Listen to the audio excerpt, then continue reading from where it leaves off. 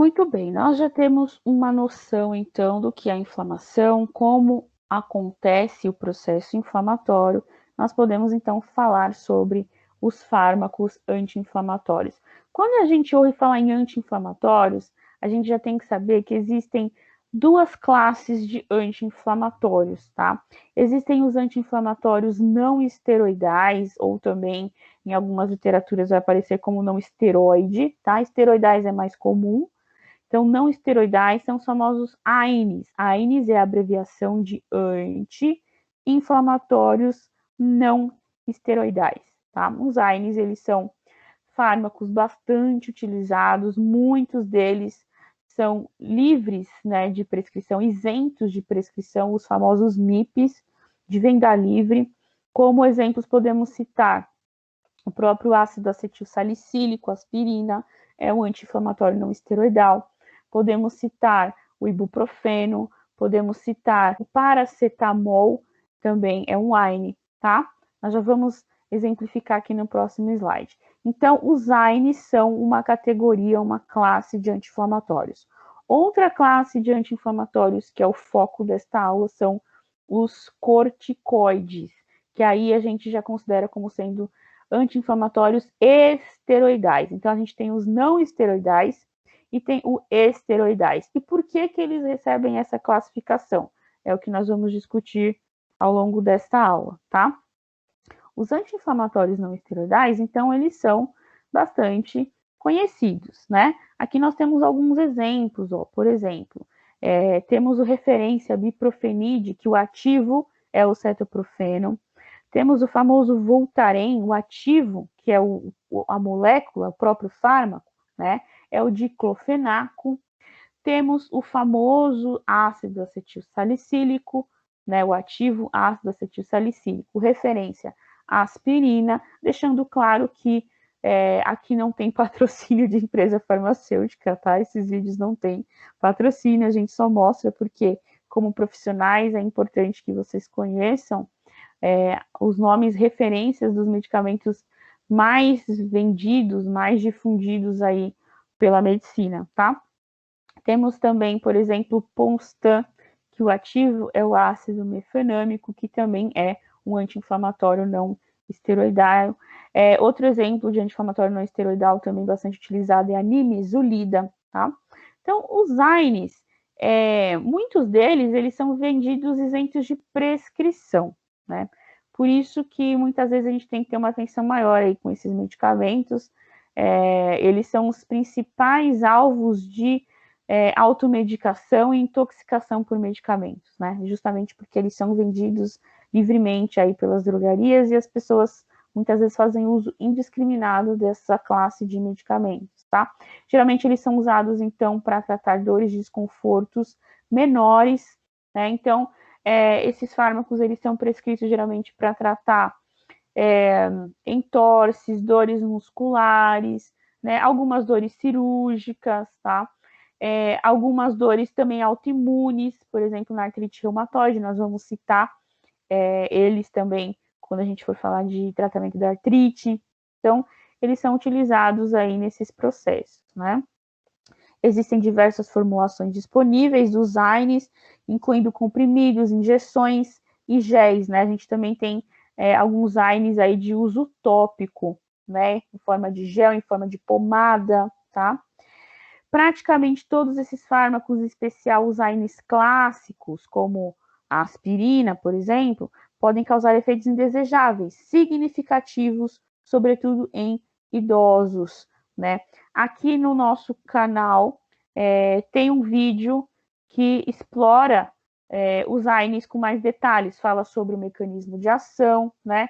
Vou colocar aqui o link do vídeo para vocês acessarem caso haja maior curiosidade em saber como os AINES funcionam. É a aula que associa a atividade farmacológica dos AINES com a lesão da mucosa gástrica, né? Que um dos principais efeitos dos anti-inflamatórios não esteroidais, principalmente os não seletivos, né?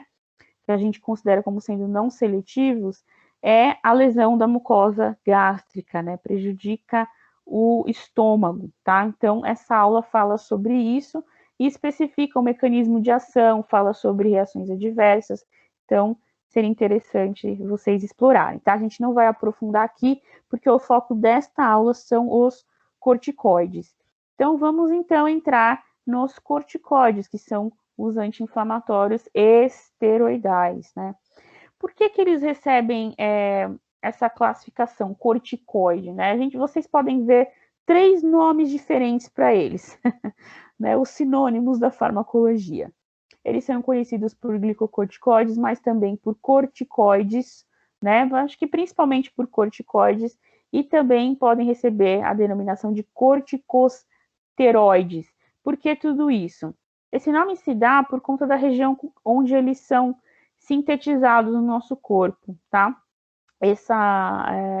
Os corticoides, eles não são simplesmente drogas sintéticas, eles surgiram baseados no hormônio natural do nosso corpo, que é o cortisol, o famoso hormônio do estresse, né? O cortisol, ele é uma molécula derivada do colesterol, por isso que ele recebe a denominação de hormônio esteroide. Tudo que vem de nome esteroide, tudo que vocês ouvirem falar que é um hormônio esteroide, os hormônios que são os esteroides, são os hormônios que são moléculas que foram derivadas do colesterol. Então, a partir do colesterol, foi feita uma série de reações químicas, né? Foram agindo aqui diversas enzimas até dar origem àquele hormônio em questão. Por exemplo, o cortisol. Exemplos de outros hormônios que são derivados do colesterol. Os hormônios sexuais, testosterona, progesterona, o estradiol, o estrogênio, né? Outro exemplo de hormônio derivado do colesterol, a vitamina D, né? A vitamina D é um hormônio e é um hormônio derivado do colesterol, que a gente vai explorar um pouquinho melhor nas aulas futuras, tá? Então, o cortisol é um hormônio, como a gente já viu, considerado como sendo glicocorticoide, corticoide ou corticosteroide. Por quê, né? Corticoide, esse nome coide, corticosteroide, de onde que surgiu isso? O cortisol, ele é um hormônio sintetizado por uma glândula, né? Todo hormônio, ele é feito em glândulas no nosso corpo, e a glândula que faz o cortisol, ela recebe o nome de adrenal ou suprarrenal. É uma glândula que fica em cima dos nossos rins, né? E essa glândula, ela tem diferentes regiões, né? Uma das regiões dessa glândula se chama córtex, e é justamente no córtex da adrenal que o cortisol é feito, é sintetizado, né? Por isso que recebe esse nome de corticoide, corticosteroide, porque é feito ali no córtex da adrenal, tá bom? Então, o hormônio cortisol, ele é um hormônio derivado do colesterol, ele é sintetizado no córtex da adrenal e é com base nele que os fármacos que a gente conhece por corticoides foram feitos, né? Só para a gente já começar a entender a história do cortisol. O cortisol, então, é considerado o hormônio do estresse. E por quê? Porque ele é liberado quando a gente está num estado mais estressante, mas também ele é um hormônio liberado para nos deixar em estado de alerta. Ele é um hormônio que a gente considera como hormônio circadiano, né? Que são aqueles hormônios que são liberados em determinados horários do nosso dia. O cortisol, ele tem um pico, né, de produção, principalmente quando a gente está acordando, né? Ele é o hormônio do despertar, vamos dizer assim. Então, quando a gente vai dormir, o cortisol, ele deve ou deveria, né? Isso não acontece em todos os indivíduos, depende muito do ritmo de vida da pessoa, mas quando a gente está indo dormir à noite, é quando o cortisol ele começa a sofrer queda, e durante a manhã, que geralmente é o horário que a gente está levantando, o cortisol tem um pico de produção, tá? O hormônio do despertar. E ele também acaba sendo produzido quando a gente está em um processo estressor, quando a gente está passando por alguma situação de estresse, né? Ele passa a ter um aumento aí em sua produção, tá? E se identificou que esse hormônio ele também tem uma atividade sobre o sistema imune e, consequentemente, a resposta inflamatória. Ele reprime um pouco a resposta inflamatória, ele diminui um pouco a atividade do sistema imunológico. E isso foi conhecimento da fisiologia, né? Estudando o corpo humano, estudando a fisiologia endócrina.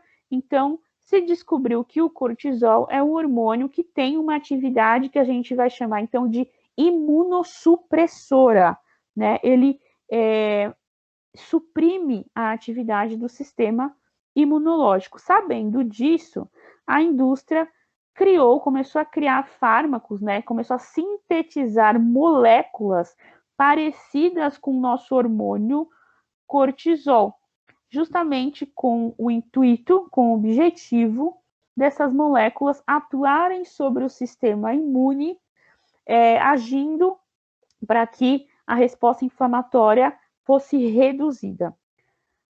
Sabemos então agora, né, que o cortisol, que é o hormônio do estresse, que é um corticoide natural do nosso organismo, assim podemos considerar, ele é produzido pela glândula adrenal. A glândula adrenal, como nós mencionamos, ela está localizada acima dos rins, né? Aqui a gente tem uma imagem que mostra os rins e as glândulas adrenais acima dos rins.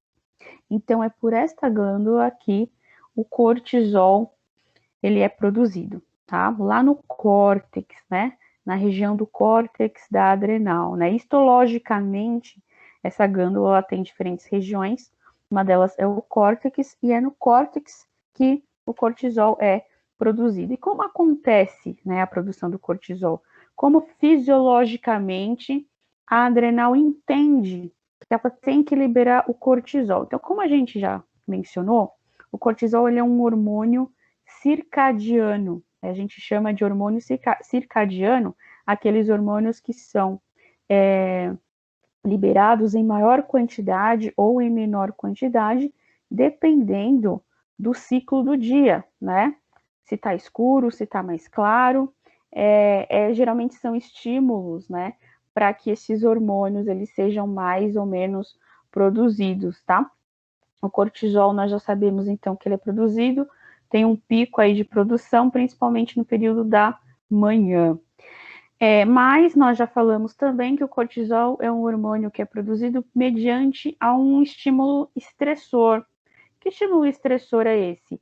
Algum alerta no sistema nervoso que faça com que a gente fique numa situação de risco ou se sinta emocionalmente mais abalado, num estado mais de alerta, são momentos em que o cortisol pode ter um pico de produção também. E como tudo isso começa? Então, começa lá no sistema nervoso, na região do sistema nervoso, que a gente chama de hipotálamo, tá? Lá no hipotálamo, então, acontece algum estímulo, né? Algum estímulo estressor.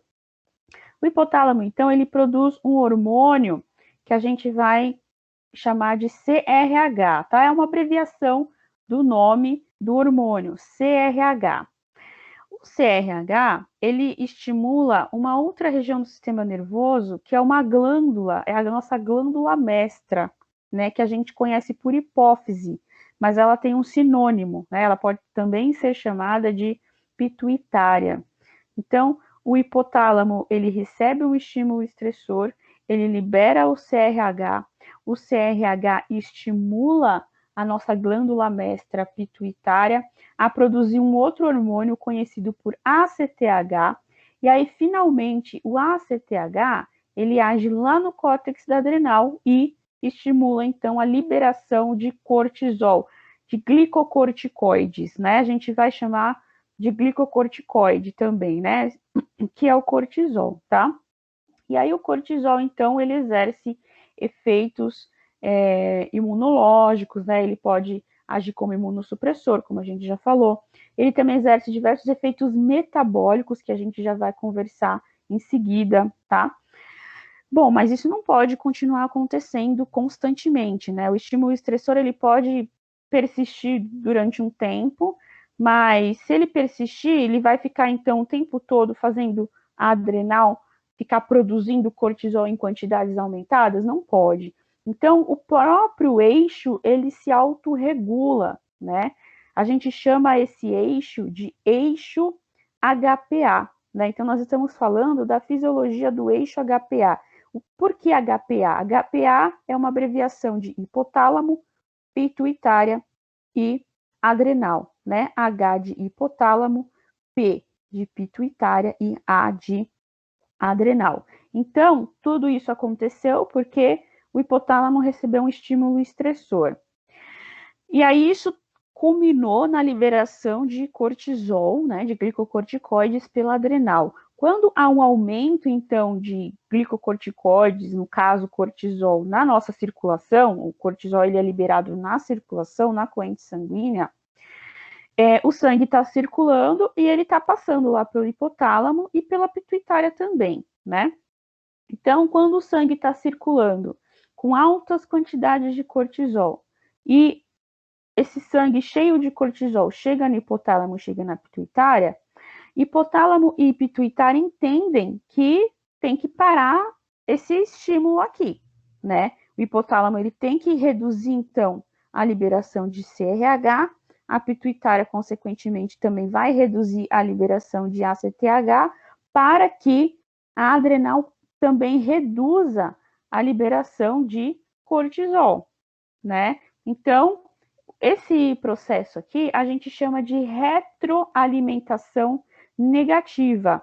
É um termo que a gente usa na fisiologia do sistema endócrino, né? Querendo ou não, nós estamos falando de uma parte do sistema endócrino. E o sistema endócrino estuda a regulação hormonal do nosso corpo, né? Existem diversos hormônios, diversas outras glândulas no nosso corpo. A gente está falando aqui da glândula adrenal e um dos hormônios que ela libera, que é o cortisol, né? E a retroalimentação negativa acontece também em outras glândulas, né, do nosso corpo. Mas o nosso foco aqui é a adrenal, tá? Então, a produção de cortisol pela adrenal e a regulação do cortisol acontece por esse sistema que a gente chama de retroalimentação negativa. Vocês podem encontrar também o termo em inglês, que é feedback negativo, tá? Então, quando a gente recebe um estímulo estressor, hipotálamo, ele entende que ele tem que liberar CRH, CRH estimula a pituitária a liberar ACTH, o ACTH chega na adrenal e estimula a liberação de cortisol. Cortisol aumentado na circulação sinaliza para o hipotálamo e para a pituitária que eles têm que reduzir a produção dos seus respectivos hormônios. E com isso você tem também a redução da liberação do próprio cortisol, tá?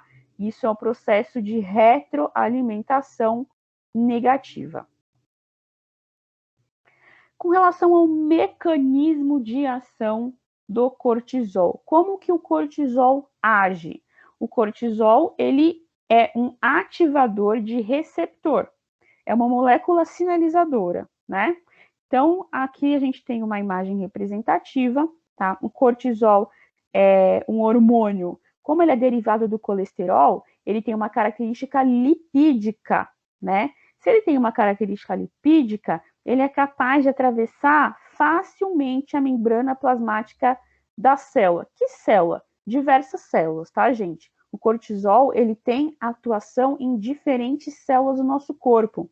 Então, ele pode agir no tecido adiposo, cortisol pode agir no fígado, lá nos hepatócitos, cortisol age em células do sistema imunológico, nos leucócitos, tá? Então, ele consegue entrar em diferentes células do nosso corpo e agir no seu receptor que está lá no citoplasma, aquele receptor que a gente conhece por receptor nuclear, tá?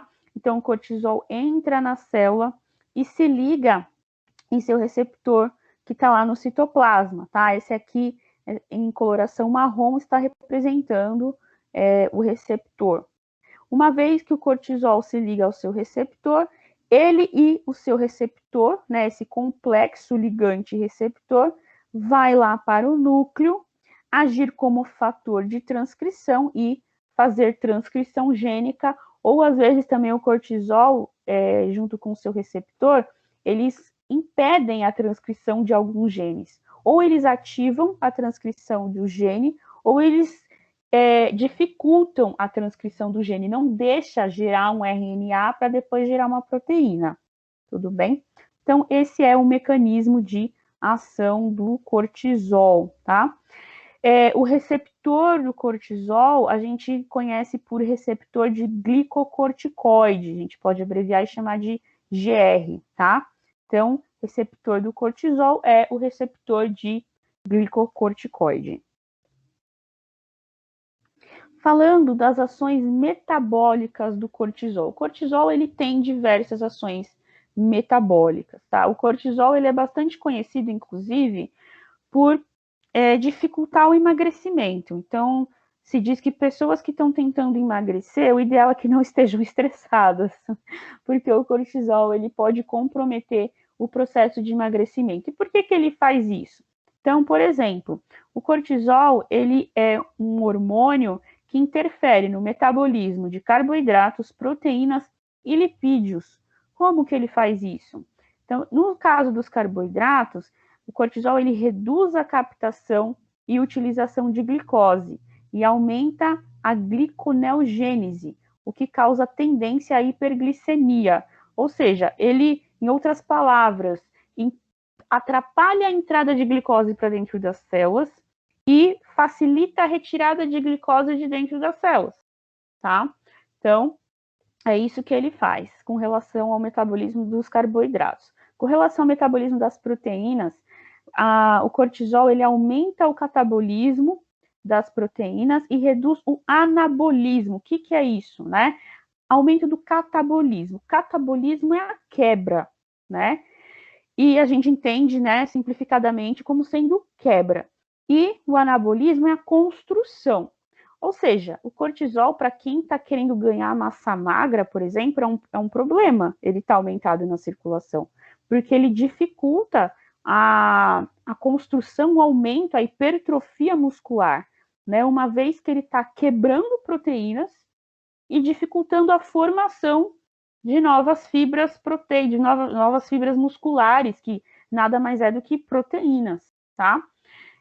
Então, é isso que ele faz com o metabolismo de proteínas. Com relação ao metabolismo de lipídios, o cortisol ele tem um efeito permissivo sobre os hormônios lipolíticos e redistribuição da gordura, como se observa na síndrome de Cushing. Tá? Então, o que o cortisol faz? Ele facilita a quebra de gordura, a liberação de gordura do tecido adiposo. Tá? Então, mas isso é bom então, né, professoras? Vocês podem pensar. Nem tanto, porque ele faz com que o lipídio saia de uma região e se acumule em outra. Que outra? Então, essa imagem vai mostrar para a gente exatamente o que acontece. Essa imagem mostra para a gente a síndrome de Cushing. É uma síndrome caracterizada por um tumor na adrenal que faz com que a adrenal produza muito cortisol.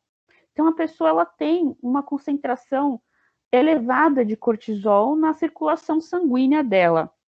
E aí, tudo isso daqui está acontecendo com esse indivíduo, né? E aí, ele adquire essa característica, então, a pessoa, o indivíduo que tem esse distúrbio na adrenal, que a gente chama de síndrome de Cushing, ela adquire essas características. Então, por exemplo, veja que essa pessoa, ela tem uma quantidade menor de gordura nos membros, né? Então, diminui a quantidade de gordura e também de proteínas, né, nos braços, nas pernas, né? As pernas elas ficam mais finas, os braços ficam mais finos porque perde tanto proteína quanto gordura, mas a gordura acaba ficando acumulada na região abdominal, né? Então, o cortisol, o hormônio cortisol, ele acaba provocando essa redistribuição de gordura, retira a gordura de um determinado local do corpo e faz com que ela seja acumulada em outro, tá? Outra característica da síndrome de Cushing são a face em forma de lua. Isso é bem característico da síndrome de Cushing, tá? Algo que a gente tem que ter atenção aqui é que a síndrome de Cushing, gente, ela se relaciona com alguns efeitos adversos dos corticoides. Então, pessoas que fazem uso de corticoides podem apresentar algumas dessas características aqui da síndrome de Cushing. Por quê? Porque o uso de corticoides, principalmente prolongado, o organismo entende que você tem um elevado nível de cortisol. Não é o cortisol natural do nosso corpo, é um cortisol exógeno, né? São moléculas parecidas com o cortisol, fármacos, que a pessoa está tomando com o objetivo de reduzir algum processo inflamatório, né? Porque os corticoides, eles são anti-inflamatórios. Então, a pessoa que está tomando corticoide, que são moléculas aí exógenas, mas que se parecem muito com o hormônio natural do nosso corpo, que é o cortisol, essas moléculas vão fazer o papel do cortisol em alguns momentos, dependendo da molécula, dependendo do fármaco, né? E aí o indivíduo ele pode apresentar efeitos adversos que se assemelham à síndrome de Cushing, que é a síndrome que o indivíduo tem problema na adrenal, que faz com que ela produza muito cortisol, tá? Então, uma característica bastante conhecida, né, um efeito adverso também bastante pronunciado em pessoas que fazem uso prolongado de corticoides é a face em forma de lua, né, o rosto bastante arredondado, as bochechas mais inchadas, tá, bochechas avermelhadas. Então, é uma característica aí do uso de corticoides, né? Isso também a gente pode linkar com inchaço, com edema, né? O corticoide ele acaba interferindo aí um pouquinho na drenagem linfática, faz com que a pessoa acumule um pouco mais de líquido e deixa a pessoa um pouco mais inchada, tá? O corticoide também e o cortisol elevado, né, no caso da síndrome de Cushing, pode provocar osteoporose, pode provocar estrias vermelhas, o abdômen, como ele fica com gordura acumulada, lipídio acumulado, ele vai sofrendo aquela queda, né, abdômen em pêndulo, tá? Dificuldade na cicatrização, porque está interferindo no processo inflamatório, né, e a resposta inflamatória, vamos lembrar que tem relação também com a cicatrização, né, o fechamento de feridas. Então, aqui a gente tem nessa imagem algum dos processos, alguma das consequências, né, do aumento do cortisol na circulação e também relacionado aos efeitos adversos já do uso dos corticoides, tá? A síndrome de Cushing e também os efeitos adversos ao uso de corticoides podem resultar em alterações na regulação dos corticoides no nosso organismo, tá? Do cortisol no nosso organismo.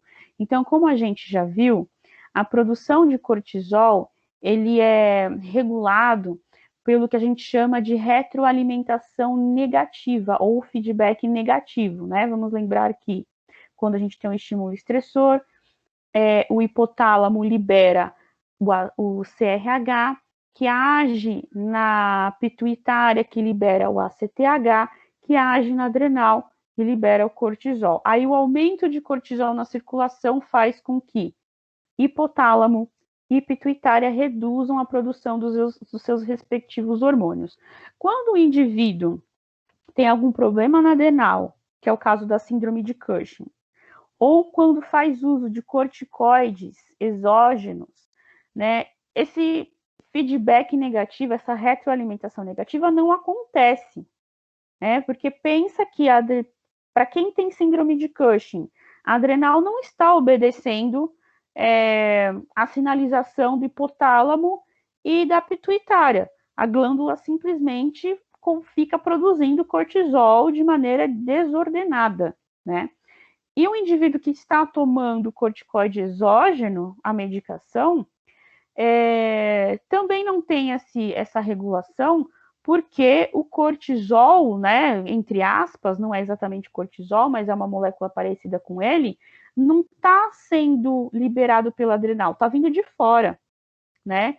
Então, por mais que o hipotálamo e a pituitária entendam que tem aumento de cortisol ou de corticoide exógeno na circulação e tentam, né, reduzir a produção dos seus respectivos hormônios para que a adrenal também reduza a produção de cortisol, isso não acontece. E aí você acaba tendo uma desregulação do eixo HPA, tá?